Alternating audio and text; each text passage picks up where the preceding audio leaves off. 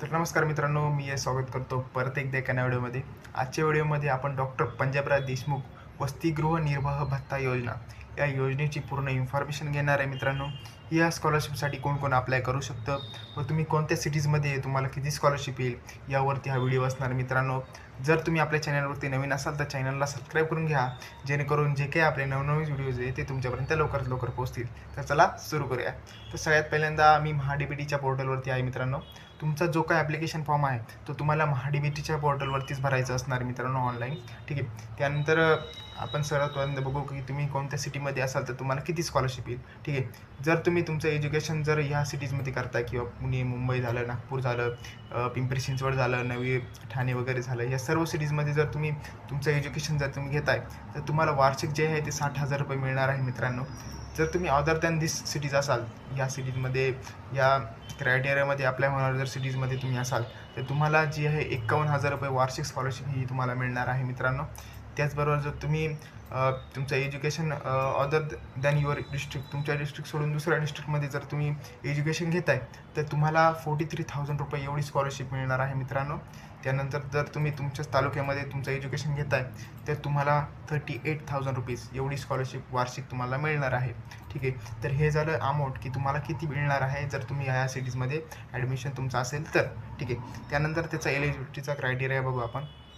सर्व मुलं जे की त्यांच्याकडे नॅशनॅलिटी आहे, डोमेसाईल आहे, ते या स्कीमसाठी अप्लाय करू शकता मित्रांनो.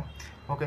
त्यानंतर तुमच्या कॉलेजचं तुमच्याकडे कॉलेजचं जे काय आहे ते बोनाफाईड पाहिजे मित्रांनो. ठीक आहे.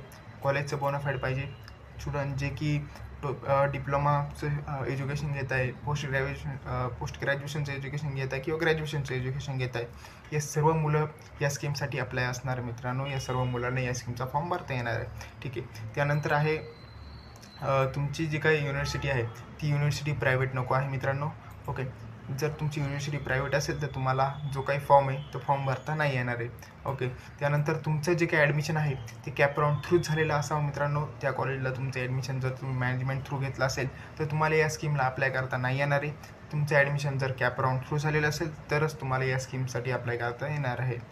त्यानंतर तुमची जी काही जर तुम्हाला एखादी दुसरी स्कॉलरशिपला जर तुम्ही अप्लाय केलं असेल आणि ती स्कॉलरशिप तुम्हाला येत असेल तर तुम्हाला या स्कॉलरशिपला अप्लाय करता येणार नाही आहे. ठीक आहे. त्यानंतर एका करंट इयरमध्ये एका फॅमिलीमधले मॅक्झिमम 2 स्टुडंट या स्कीमचा लाभ जो आहे तो घेऊ शकता. आणि त्यानंतर तुमचं जे काही फॅमिलीचं इन्कम आहे ते 8 लाखपेक्षा कमी पाहिजे. जर तुमचं फॅमिलीचं इन्कम 8 लाखपेक्षा जास्त आहे तर तुम्हाला या स्कीमचा लाभ हा नाही घेता येणार आहे मित्रांनो. ठीक आहे.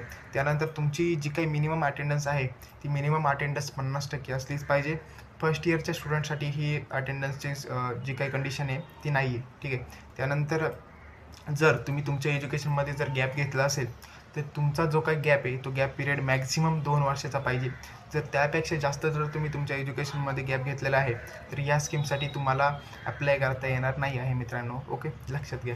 ठीक आहे. त्यानंतर मेन म्हणजे ही स्कॉलरशिप कोणत्या विद्यार्थ्यांना भेटणार आहे, कोणत्या कॅटेगरीसाठी भेटणार आहे, तर ही स्कॉलरशिप पूर्ण जनरल कॅटेगरी त्याचबरोबर SC-BC कॅटेगरीच्या विद्यार्थ्यांना घेता येणार आहे. जनरलमध्ये EWS झाले असे सर्व जे काही घटक आहे ज्यांचं ॲडमिशन जनरल थ्रू झालेलं आहे त्यांना या स्कॉलरशिपचा लाभ हा घेता येणार आहे मित्रांनो. ठीक आहे. त्यानंतर डॉक्युमेंट्स बघू.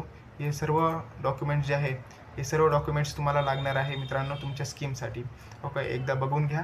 ठीक आहे. जर तुम्हाला व्हिडिओ आवडला असेल तर लाईक करा, शेअर करा आणि चॅनलला